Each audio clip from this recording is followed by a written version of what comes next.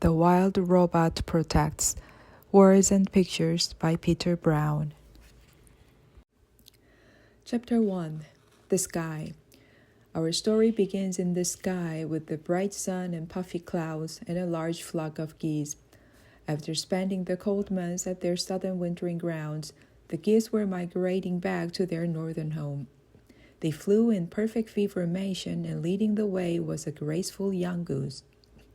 The leader kept his eyes forward, constantly searching for bad weather or airships, but the sky was clear of any trouble. Towns and roads and meadows and rivers passed beneath the geese as they flew. Far ahead, where the land met the sky, the dark blue line of the ocean gradually came into view.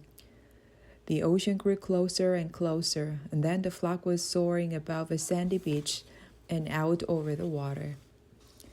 An island appeared in the distance, another island appeared, and another. The geese spent a few days hopping from island to island, munching on a dune grass and resting their wings. Then they took off for the last leg of their journey. Cargo ships were powering through the waves below. This part of the ocean was a shipping lane. It was crawling with huge vessels, each making its own migration to the next seaport.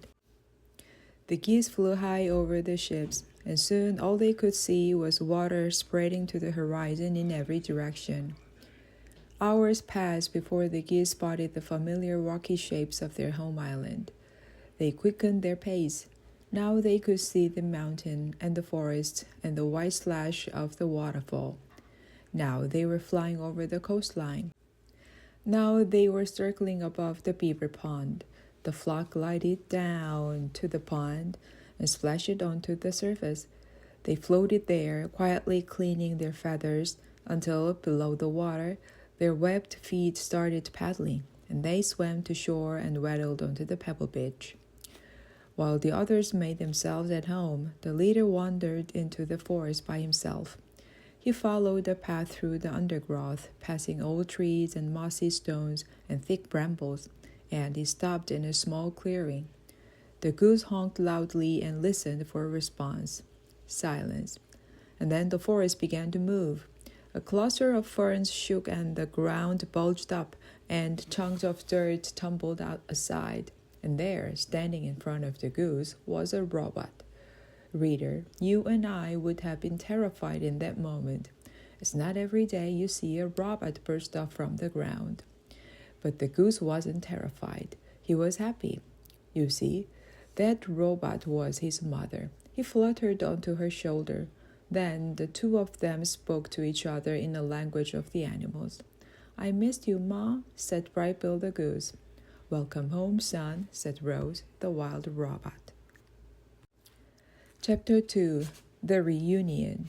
Rose and Brightbill, mother and son, were eager to catch up. They immediately started talking about all that happened over the winter.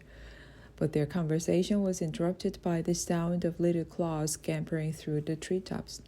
A tiny voice was muttering, Brightbill's back, Brightbill's back, Brightbill's back. Then a squirrel came bounding out to the tip of a branch. Hello, Chit-Chat, said Brightbill to the squirrel. How have you been? The Chit-Chat had come a long way, and she was out of breath. Wind rushed from her mouth, and she held up her paw as to say, Hang on a minute. When she was ready, the squirrel unleashed the following flurry of words. Brightbill, I'm so glad you're home. I always worry about you when you're gone, which is silly because I know you're clever and tough, and I'm also clever and tough, so I hope you don't worry about me. All right, you asked how I've been. Well, I have some very exciting news, which is that I am now a mother. Can you believe it? I have 3 young kids, and I can't wait for you to meet them.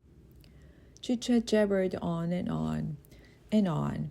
And the squirrel's jabbering voice caught the attention of nearby creatures. Fink, the fox, crept up from the bushes. Mr. and Mrs. Beaver climbed up from the pond. Super the owl flew down to a log. More and more animals emerged from the forest, smiling and laughing, eager to reunite with their old friend Brightbill. And then a screechy voice called out from afar. The voice was repeating something over and over, but nobody could make out the words. Rose and the animals hurried to the edge of the forest just as a seagull named Gale appeared in the sky. She was frantically squawking and flapping toward them. Gulls were rarely seen so far inland. Something had to be wrong, and as Gale flew nearer, her words became clear. "Help! Help! Help!" Chapter 3. The Seal. The gull swept past the crowd of creatures and cried, "Help, Rose, follow me." Then she swung back around the way she had come. Rose started running, and Brightbill started flying, and together they followed Gale north across the island and down to the rocky shore. Seabirds and otters and crabs had gathered on the rocks, and lying in the middle of the gathering was a seal. His nose was bleeding, his eyes were swollen shut. Rose knelt and inspected his injuries. From the seal's mouth came a weak voice. "The poison tide is coming." "I do not understand," said the robot. "I was hunting in the north with my friends and family when we noticed a shimmering patch of water," said the seal. "We were curious, so we swam closer, and then we felt the poison. The shimmering water burned our mouths and our noses and our eyes. I couldn't see, and I called out for the others, but nobody called back. The poison tide kept washing over me, and the pain was too much, so I turned and swam for my life back into clear ocean water, and I just kept swimming for days until I arrived here." "What is the poison tide?" said the robot. "Where did it come from?" But the seal couldn't answer because he suddenly erupted into a fit of coughing. The animals exchanged nervous glances as the seal coughed and coughed. Everyone wanted to help him, but there was nothing they could do. When he finally stopped coughing, the seal hardly had enough strength to speak. "Please," he whispered, "I want to feel the ocean." Very carefully, Rose lifted him up and carried him across the rocks and released him into the shallows. The touch of salt water against his body brought a faint smile to the seal's face. It was too hard for him to speak, so without saying a word, he slowly swam away and disappeared beneath the waves.